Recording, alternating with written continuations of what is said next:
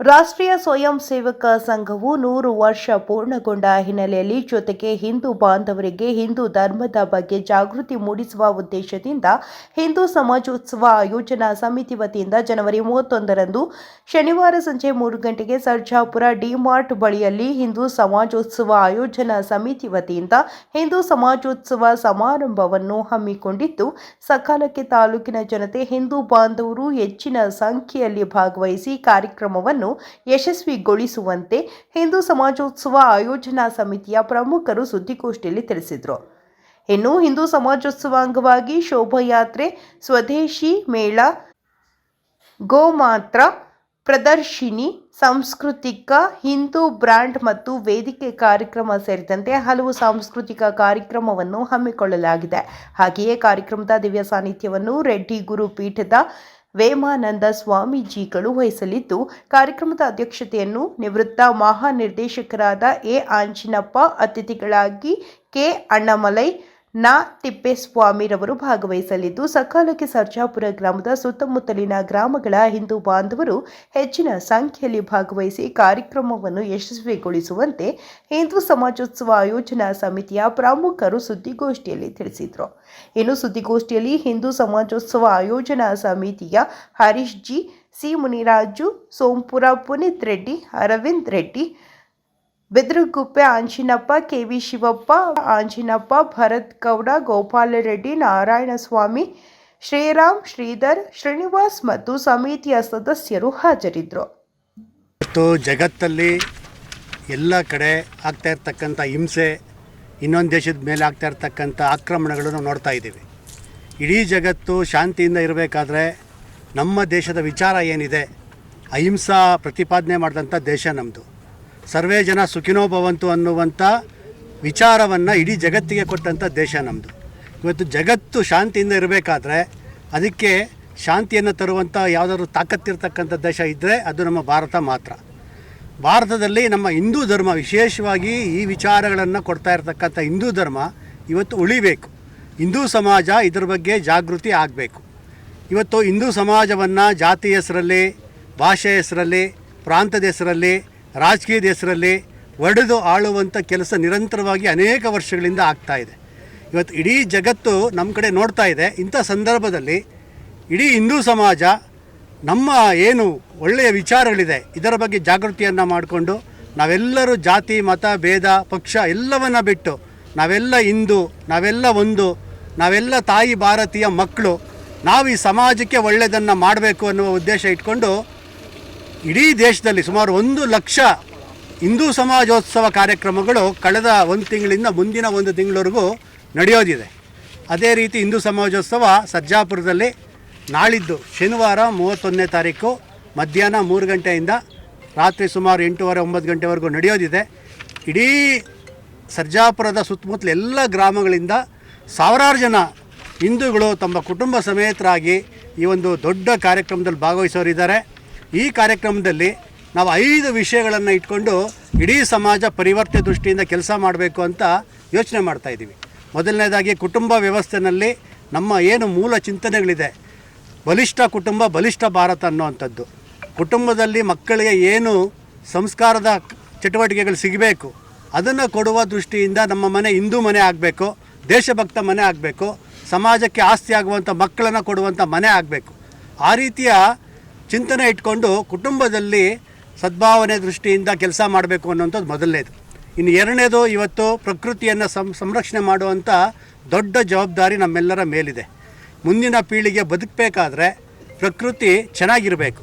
ಆ ರೀತಿ ನಿರ್ಮಲವಾಗಿರ್ತಕ್ಕಂಥ, ಪರಿಶುದ್ಧವಾಗಿರ್ತಕ್ಕಂಥ ಗಾಳಿ, ನೀರು, ಪ್ಲಾಸ್ಟಿಕ್ ಮುಕ್ತ ವಾತಾವರಣ, ಹಸಿರಿನ ವಾತಾವರಣ ಇದನ್ನು ಕೊಡುವಂಥ ಕೆಲಸ ಪ್ರತಿಯೊಂದು ಮನೆಯಲ್ಲಿ ಶುರುವಾಗಬೇಕು. ಪ್ಲಾಸ್ಟಿಕ್ ಮುಕ್ತ ಮನೆ, ನೀರನ್ನು ಸಂರಕ್ಷಣೆ ಮಾಡುವಂಥ ಮನೆ, ಹಾಗೆಯೇ ವಿದ್ಯುತ್ತನ್ನು ಉಳಿಸುವಂಥ ಮನೆ, ಗಿಡ ಮರಗಳನ್ನು ಬೆಳೆಸುವಂಥ ಮನೆ, ಪ್ರಾಣಿ ಪಕ್ಷಿಗಳಿಗೆ ಆಹಾರವನ್ನು ನೀಡುವಂಥ ಮನೆ, ಆ ರೀತಿಯ ಒಂದು ಮನೆಗಳು ಎಲ್ಲ ಕಡೆ ಆಗಬೇಕು ಅನ್ನೋಂಥದ್ದು ಎರಡನೇ ವಿಷಯ.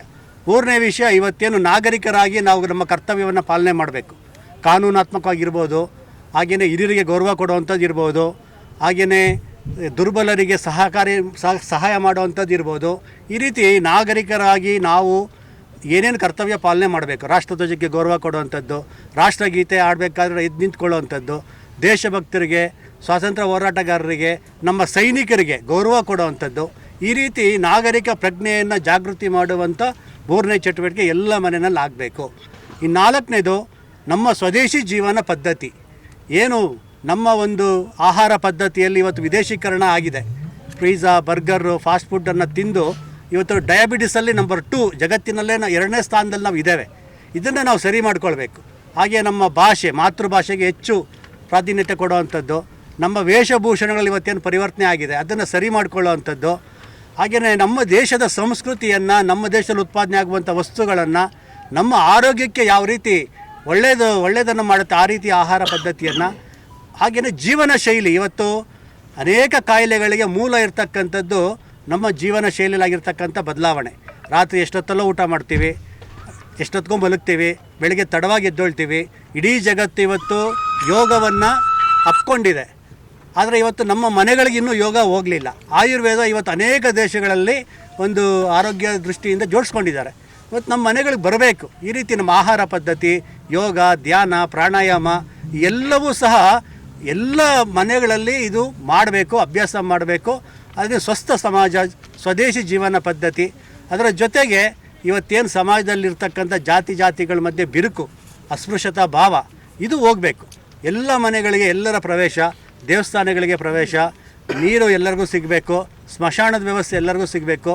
ನಾವೆಲ್ಲರೂ ಸಹ ಯಾರೂ ದೊಡ್ಡವರಲ್ಲ ಸಣ್ಣವರಲ್ಲ ಅನ್ನುವಂಥ ಭಾವನೆಯಿಂದ ನಾವೆಲ್ಲ ತಾಯಿ ಭಾರತೀಯ ಮಕ್ಕಳು ಅನ್ನುವಂಥ ಭಾವನೆ ಸಮಾಜದಲ್ಲಿ ಬಂದಾಗ ಇವತ್ತೇನು ನಮ್ಮ ಸಮಾಜವನ್ನು ಕಾಡ್ತಾ ಇರ್ತಕ್ಕಂಥ ಭ್ರಷ್ಟಾಚಾರ ಇರ್ಬೋದು, ಭಯೋತ್ಪಾದನೆ ಇರ್ಬೋದು, ಅಸ್ಪೃಶ್ಯತೆ ಇರ್ಬೋದು, ಹಾಗೆಯೇ ಬೇರೆ ಏನು ಲವ್ ಜಿಹಾದ್ ಇರ್ಬೋದು, ಎಲ್ಲ ಸಮಸ್ಯೆಗಳಿಗೆ ಉತ್ತರ ಕೊಡುವಂಥ ಕೆಲಸ ಮುಂದಿನ ದಿನಗಳಲ್ಲಿ ಪ್ರತಿಯೊಂದು ಮನೆಯಲ್ಲೂ ಆಗಬೇಕು. ಆ ದೃಷ್ಟಿಯಿಂದ ಹಿಂದೂ ಸಮಾಜೋತ್ಸವ ಮಾಡ್ತಾ ಇದ್ದೇವೆ. ಇದಕ್ಕೆ ಮುಖ್ಯ ಅತಿಥಿಯಾಗಿ IPSನ ನಿವೃತ್ತ ಅಧಿಕಾರಿಯಾಗಿರ್ತಕ್ಕಂಥ ಶ್ರೀಯುತ ಅಣ್ಣಾಮಲೈ ಅವರು ಬರ್ತಾ ಇದ್ದಾರೆ. ಹಾಗೆಯೇ ರೆಡ್ಡಿ ಸಮಾಜದ ಪೂಜನೀಯ ಸ್ವಾಮೀಜಿಯವರು ಬರ್ತಾ ಇದ್ದಾರೆ. ಹಾಗೆಯೇ ಸಮಾಜ ಸೇವಕರಾಗಿರ್ತಕ್ಕಂಥ ತಿಪ್ಪೇಸ್ವಾಮಿಯವರು ಬರ್ತಾ ಇದ್ದಾರೆ. ಅದರ ಜೊತೆಗೆ ಒಂದು ದೊಡ್ಡ ಶೋಭಾಯಾತ್ರೆ, ಸಾವಿರಾರು ಜನ ಅವತ್ತು ಗೋಮಾತೆಗಳ ಮೆರವಣಿಗೆ ಜೊತೆಗೆ ಪಲ್ಲಕ್ಕಿಗಳಲ್ಲಿ ಇಟ್ಕೊಂಡು, ಹಾಗೆಯೇ ವೇಷಭೂಷಣ ಆಗಿರ್ತಕ್ಕಂಥ ಮಕ್ಕಳ ಜೊತೆ ಸರ್ಜಾಪುರದ ಬೀದಿಗಳಲ್ಲಿ ಒಂದು ಪ್ರೊಸೆಷನ್ ಇರುತ್ತೆ, ಶೋಭಾಯಾತ್ರೆ ಇರುತ್ತೆ. ಅದಾದ ನಂತರ ಇಲ್ಲೊಂದು ಕಾರ್ಯಕ್ರಮ, ಒಂದು ಸಾಂಸ್ಕೃತಿಕ ಕಾರ್ಯಕ್ರಮ, ಹಿಂದೂ ಬ್ಯಾಂಡ್ ಅನ್ನುವಂಥ ಹೆಸರಲ್ಲಿ ಇಂದೋರ್ನಿಂದ ಅದನ್ನು ವಿಶೇಷವಾಗಿ ದೇಶಭಕ್ತಿ ಗೀತೆಗಳು ಮತ್ತು ಭಕ್ತಿ ಗೀತೆಗಳನ್ನು ಆಡುವಂಥ ಒಂದು ತಂಡ ಬರುತ್ತೆ. ಆ ರೀತಿ ಒಂದು ಒಳ್ಳೆಯ ಕಾರ್ಯಕ್ರಮ. ಎಲ್ಲ ಸುತ್ತಮುತ್ತಲಿರ್ತಕ್ಕಂಥ ಎಲ್ಲ ಹಿಂದೂ ಬಂಧು ಬಾಂಧವರಲ್ಲಿ ವಿನಂತಿ ಮಾಡ್ಕೊಳ್ಳೋದು ಏನಂತಂದರೆ, ನಾವೆಲ್ಲ ಒಂದಾಗಬೇಕು. ಯಾವುದೇ ಜಾತಿ ಇರ್ಬೋದು, ಮತ ಇರ್ಬೋದು, ಭಾಷೆಯವರು ಇರ್ಬೋದು, ನಾವೆಲ್ಲ ಒಂದು, ನಾವೆಲ್ಲ ಹಿಂದೂ, ನಾವೆಲ್ಲ ತಾಯಿ ಭಾರತೀಯ ಮಕ್ಕಳು ಅನ್ನುವಂಥ ಭಾವನೆ ಇಟ್ಕೊಂಡು ಈ ಒಂದು ಕಾರ್ಯಕ್ರಮಕ್ಕೆ ಬರೋಣ. ಇಲ್ಲಿ ಸಿಗುವಂಥ ಒಂದು ವಾತಾವರಣ, ವಿಚಾರ ಎಲ್ಲವನ್ನು ಸ್ವೀಕಾರ ಮಾಡಿ ಮುಂದಿನ ದಿನಗಳಲ್ಲಿ ಒಂದು ಸದೃಢ ಸಮಾಜವನ್ನು ಕಟ್ಟುವಂಥ ಕೆಲಸಕ್ಕೆ ನಾವೆಲ್ಲರೂ ಕೈ ಜೋಡಿಸೋಣ ಅಂತೇಳಿ ವಿನಂತಿಯನ್ನು ಮಾಡ್ತೇವೆ. ಎಲ್ಲ ಹಿಂದೂ ಬಾಂಧವರಲ್ಲಿ ನನ್ನ ನಮಸ್ಕಾರಗಳು. ವಿಶೇಷವಾಗಿ ಇಡೀ ನಮ್ಮ ದೇಶದಲ್ಲಿ ಈಗಾಗಲೇ ಸಂಘದ 100 ವರ್ಷಗಳ ಒಂದು ಸಂಪೂರ್ಣವಾಗಿರ್ತಕ್ಕಂಥ ಒಂದು ಸಂದರ್ಭದಲ್ಲಿ ಇಡೀ ದೇಶದಲ್ಲಿ ಹಿಂದೂ ಸಮಾಜೋತ್ಸವವನ್ನು ಹಮ್ಮಿಕೊಂಡಿದ್ದಾರೆ.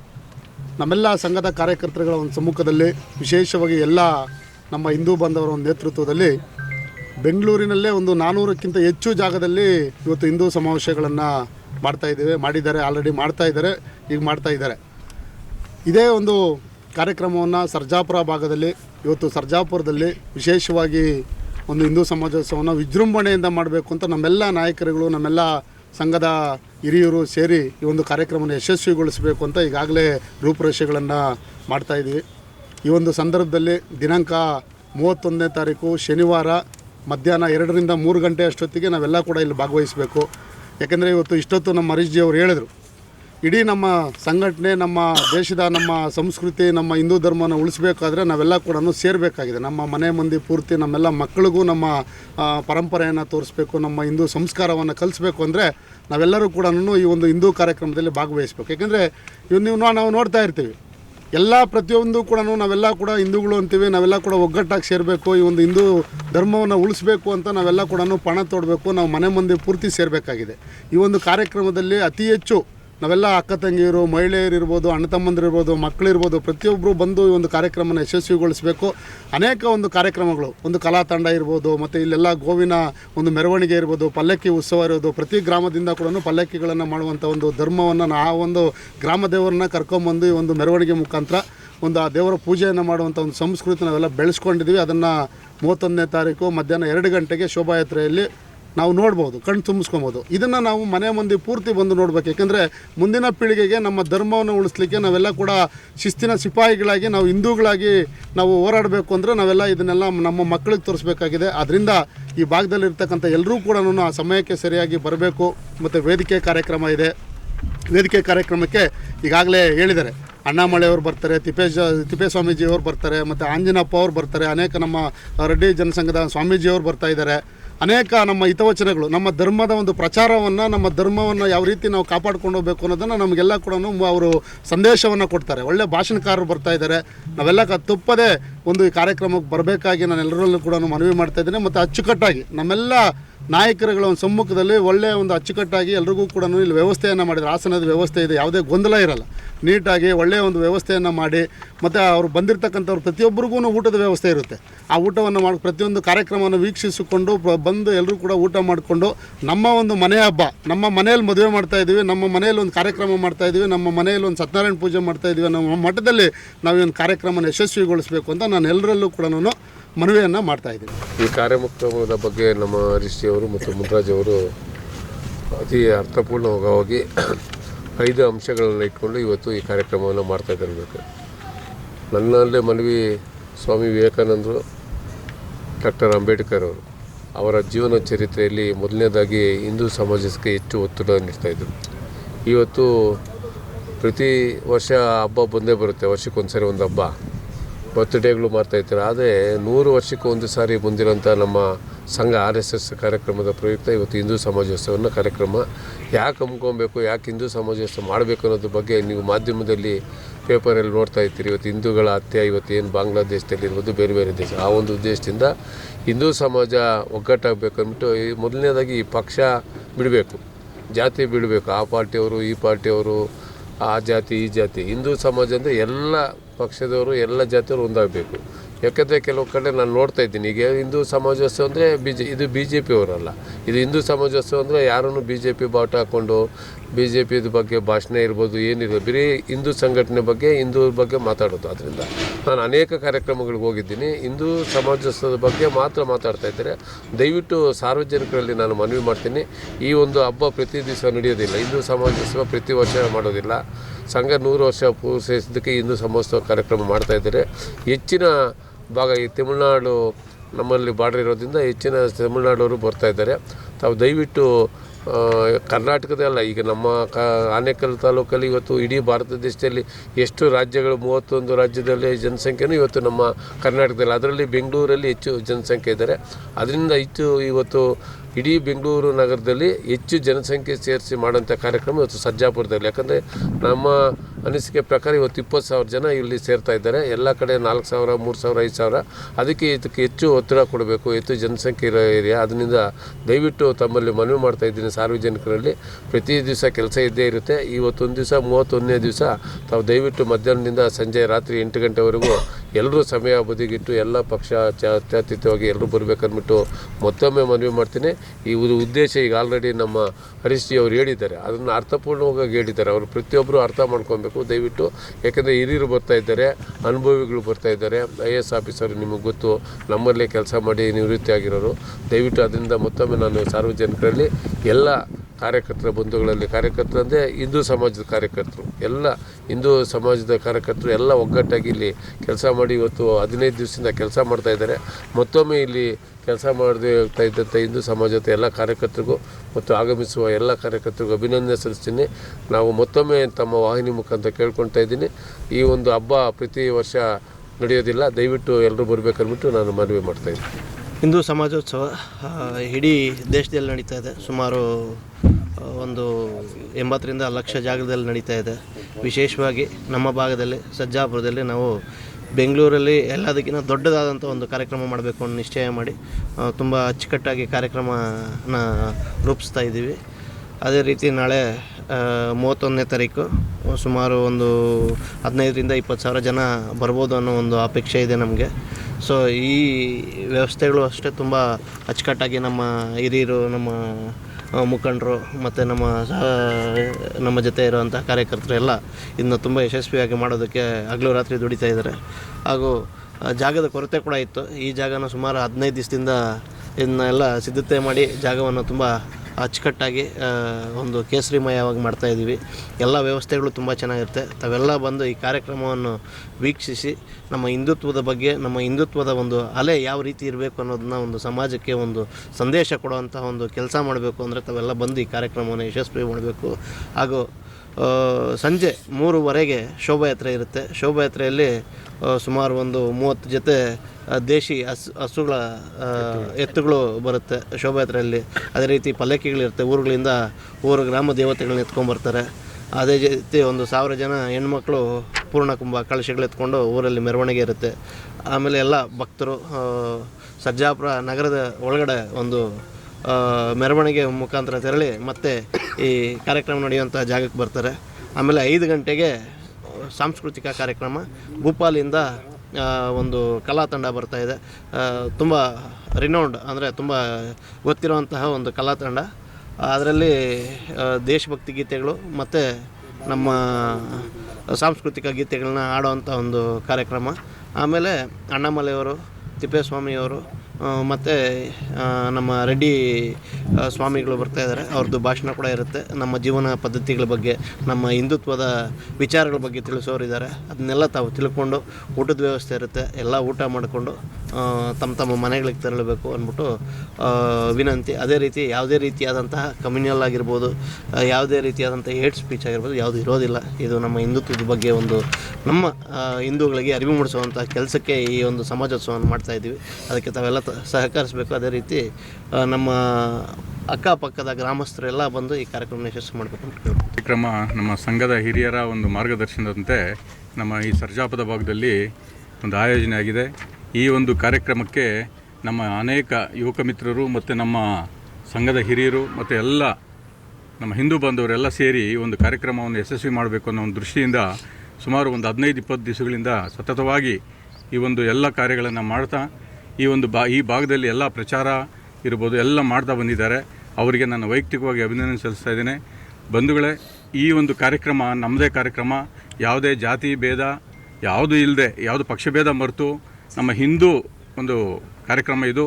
ಈ ಒಂದು ಕಾರ್ಯಕ್ರಮಕ್ಕೆ ಎಲ್ಲರೂ ಈ ಒಂದು ಸುತ್ತಮುತ್ತಲಿನ ಮತ್ತು ನಮ್ಮ ಆನೇಕಲ್ ತಾಲೂಕಿನ ಎಲ್ಲ ಹಿಂದೂ ಬಾಂಧವರು ಬಂದು ಈ ಒಂದು ಕಾರ್ಯಕ್ರಮ ಯಶಸ್ವಿಯಾಗಿ ಮಾಡಬೇಕು. ಈ ಒಂದು ಕಾರ್ಯಕ್ರಮ ಇಡೀ ಬೆಂಗಳೂರು ನಗರ ಜಿಲ್ಲೆಯಲ್ಲೇ ಹೆಚ್ಚು ಜನಸಂಖ್ಯೆ ಸೇರಿ ಯಶಸ್ವಿ ಮಾಡೋ ಒಂದು ಯಶಸ್ವಿ ಕಾರ್ಯಕ್ರಮ ಅಂತ ಒಂದು ಆಗಬೇಕು.